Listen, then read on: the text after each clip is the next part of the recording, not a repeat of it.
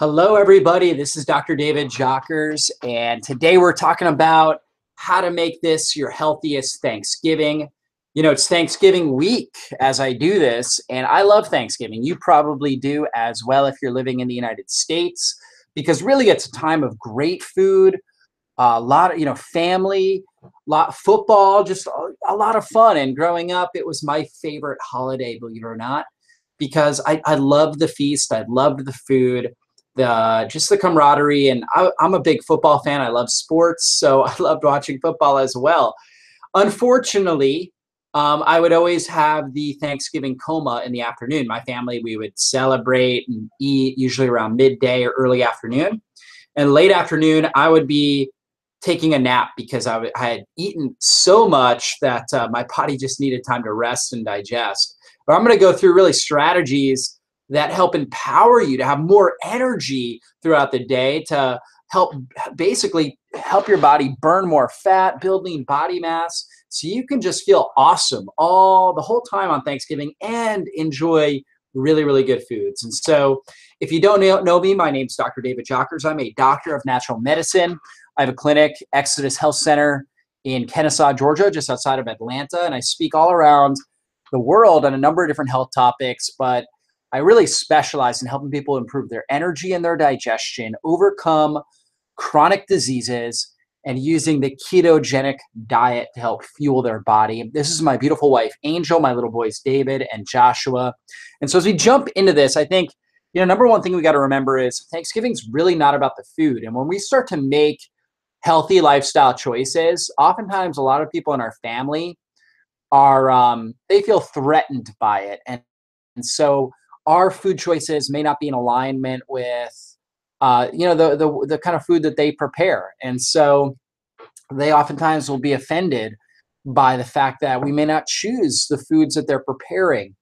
And what we got to remember is that ultimately Thanksgiving should not be about the food. The food is kind of a side benefit, a side type of item when it comes to Thanksgiving. It's really about being present moment, loving on the people that are around us, making just really making them feel special. And I think that's where it all starts, with the right mindset. And we're going to go through these 15 strategies, but I'm a huge fan of doing intermittent fasting.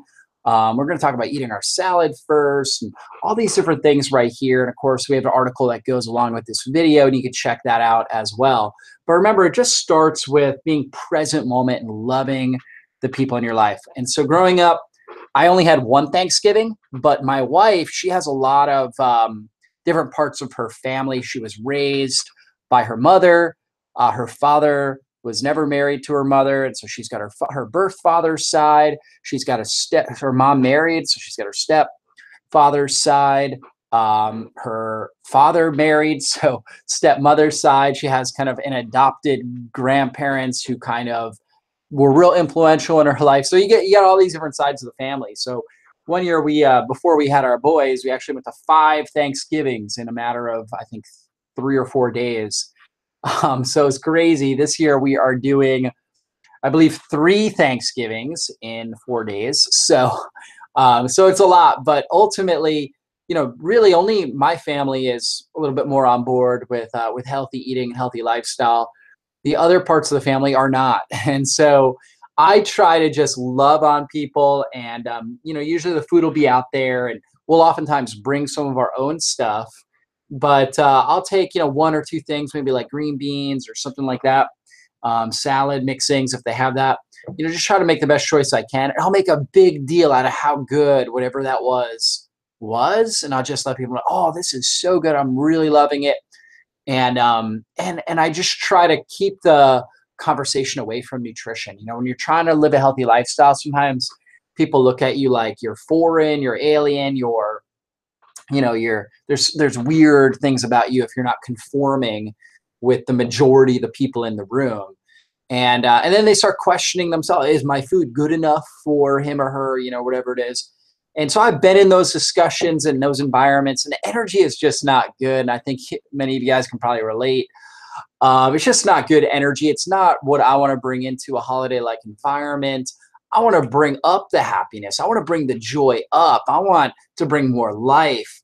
And I don't want people feeling insecure about the food that they prepare. So anyways, I just try to really make a big deal out of what I am eating, and I just make a big deal out of the people that I'm with. And that's really where it starts, just being present moment, like this Mother Teresa quote says. Now, intermittent fasting is a great strategy. So if you're going to eat, a big Thanksgiving meal, or just, you're going to eat food that you shouldn't eat, one of the best things you could do is fast in the morning, because that fasting is going to help boost up human growth hormone. You're also going to get some autophagy, where your body starts to break down old decaying cells. Both of those benefits, the autophagy and the growth hormone, help with basically reducing inflammation and cellular healing and regeneration. And that's what we're going for. So we want that. It's also going to help improve insulin sensitivity. So when you do consume food, let's say you eat a big thing of mashed potatoes or some apple pie that's got sugar and other things in there.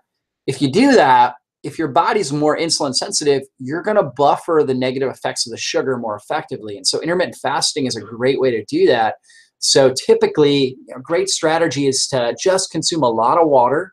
You might do herbal tea. You might do like diluted broth throughout the morning. You may even do like a fat fuel coffee, where you put healthy fats in some coffee. Like we've got our turmeric fat burning coffee. It's a great recipe that you can do, or a keto matcha green tea, where it's like coconut milk, coconut oil, and matcha green tea. So you can do that because it's just fats, and those fats don't have a negative effect on your insulin, so they don't spike your insulin. So that's the whole key, is you don't want elevated insulin in the morning. That's what this is all about, or else it blunts the human growth hormone. It blunts autophagy.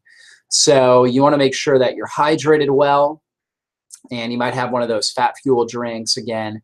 But then you're going to eat your Thanksgiving meal typically around midday, or sometimes like mid-afternoon or even evening. So you can literally fast all the way up until that point and just stay hydrated and stay off of any carbs or protein. And again, that's going to really help reduce inflammation, improve insulin sensitivity, burn fat, just really good for your body. So I'd highly recommend that.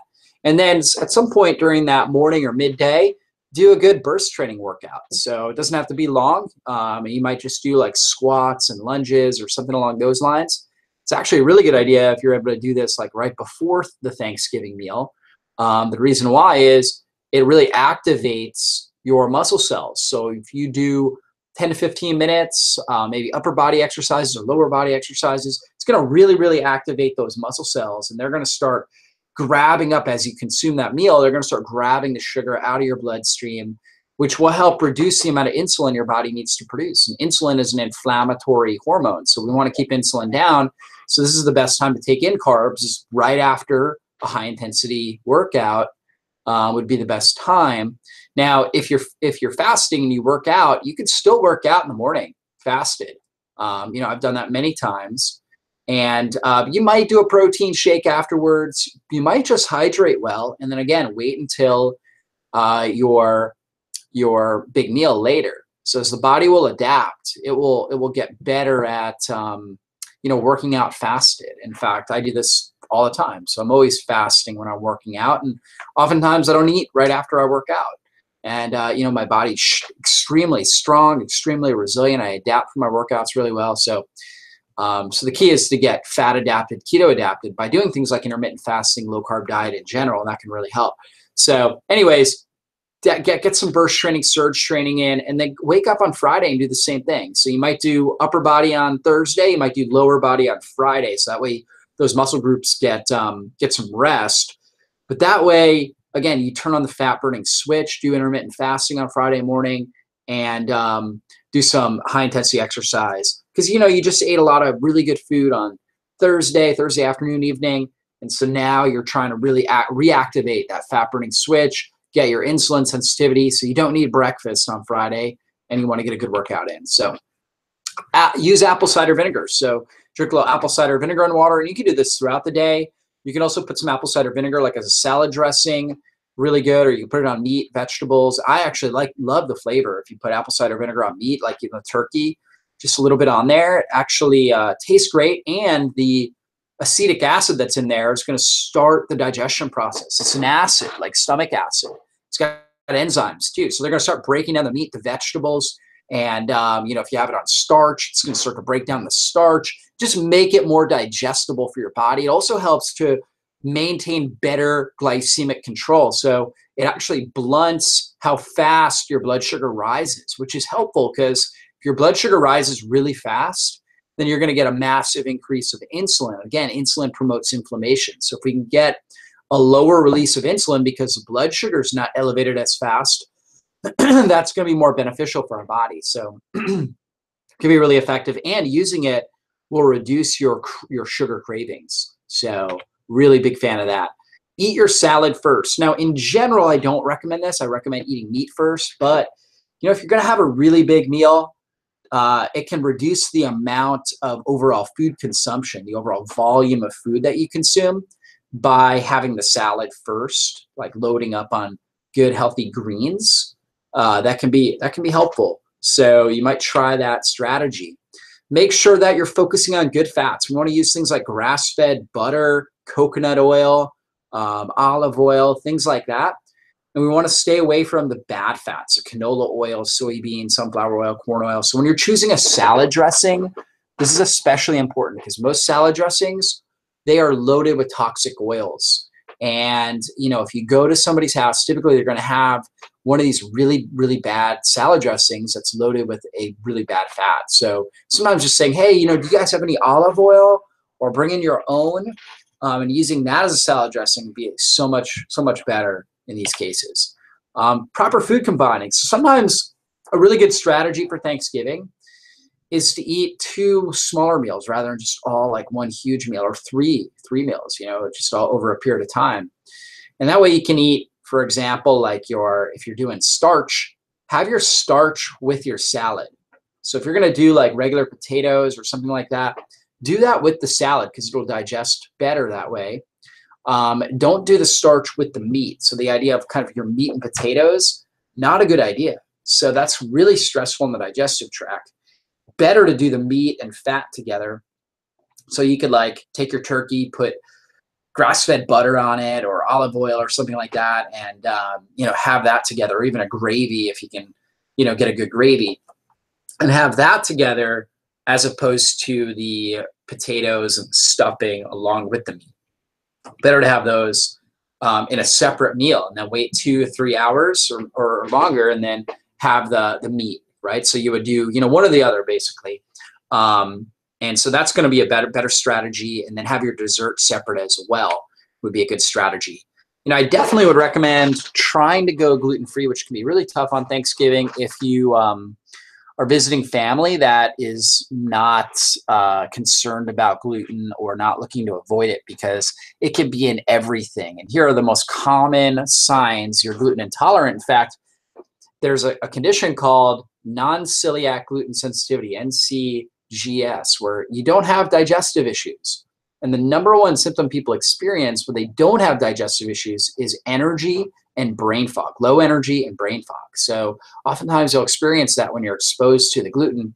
I'd recommend trying to go with gluten-free options. I think that would be really helpful. In today's day and age, if you ask ahead, or if you tell your family, hey, I found out I've got a gluten allergy, I'm doing really poorly with gluten. Can you let me know what you guys have that's definitely gluten-free? If you start bringing that up, it's more common knowledge today. It's easier to do this. People are starting to realize, oh, gluten-free, oh, that person's got an allergy, or they're really sensitive to gluten. So they'll make other alternative foods, or they'll look into it. They'll say, hey, what is it? And you can kind of educate them with that. So asking ahead, talking about it, I think can be really helpful. And you can just let them know, yeah, when I eat gluten, I get really bad brain fog. It's like I can't think straight. I need to take a nap, or my skin breaks out, or something like that. You can tell them that, and people will start to understand it. So here's a great recipe. It's our cauliflower keto mashed potatoes. So my wife will make a whole bunch of this probably on Wednesday, and then we're gonna go Thursday to visit family. And we'll bring this with us. And it's like every meal I'm having some of this, because this mixes well. It's basically cauliflower and butter, grass-fed butter, and herbs. And this I can eat with meat. I can eat, if I were to eat a starch, which I don't, but if I were, I could eat it with that. I can do it with salad, and it's going to food combine really well and digest well. And I love it. Tastes so good, and it's so loaded with healthy fats. So it helps provide satiety. I feel good eating that. And then I also use a lot of herbs. So carminatives are different types of herbs that help support digestive function. So they are antimicrobial, so they kill off bad microbes. They also help to promote digestive juice production and good peristaltic activity, which is a muscle activity in your intestines. They help reduce gas formation. They help improve just your ability to desire food in a healthy way. And typically they smell good, like basil, oregano, thyme are all really good ones. Rosemary. You've got things like cinnamon here, ginger. So a lot of these things smell good. They taste good. They're so good. Even lemon and lime or apple cider vinegar would be considered carminatives because they're just so beneficial for your digestive tract. So you definitely want to be using these. Make sure you use them generously too. And you can even bring your own herb mix. I do that all the time. Organic versus natural. Obviously, it's not, if you're visiting family that's not into this kind of lifestyle, you're probably not going to get anything organic. They may not even have, something that's labeled natural, but you do the best you can. And of course, if you're setting up your own Thanksgiving, then a really good idea to go organic. Like we are making our own Thanksgiving on Saturday. My family is coming to visit us at our place. So we're going somewhere else Thursday, Friday, and then also Sunday we're going to visit family. But on Saturday, we'll be hosting our own Thanksgiving, and we've got organic turkey. So from my local farmer that we bought, and it doesn't have any of this toxic junk in there. And organic is really the label that you're looking for. If you just go to a general store and it says natural, it's probably better than if it's not labeled that way, but there's just not a whole lot of stringent requirements on that. Perhaps, they didn't use growth hormones and stuff like that, but which is definitely better than nothing, but it's still going to be GMO feed that they gave to the turkey and things like that. So we want to watch out for that. Now, in general, hey, if you have a little bit of this, you're probably gonna be fine. If you're doing intermittent fasting, a lot of hydrating in the morning, and then also in the morning on Friday, and really all weekend, I would do this to help your body detoxify any of the bad compounds you might take in from the turkey meat and stuff like that. It would be really helpful. Also, as far as supplements go, I'm a huge fan of doing enzymes. So I do enzymes really before every solid food meal.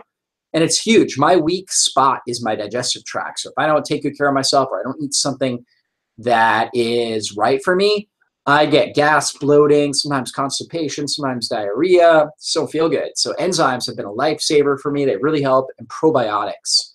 So typically enzymes, I take 2 caps with solid food meals. I don't do them with protein shakes or with my fat fuel coffee. I don't need them for those. The blender does the work on the protein shake, and I really don't need it to break down, anything in the fat fuel coffee. But if I'm going to have vegetables, meat, things like that, just helps. It helps break down the fibers in the vegetables and helps break down the proteins and meat. So it really helps me out.